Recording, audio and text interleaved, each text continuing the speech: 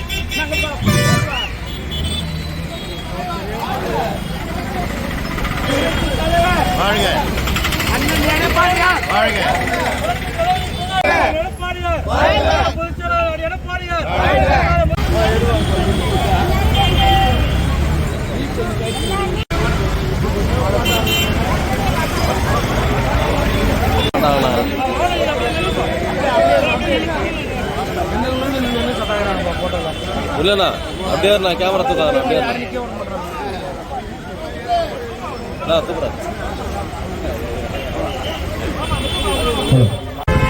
Bus தலையோடு எடுப்பா.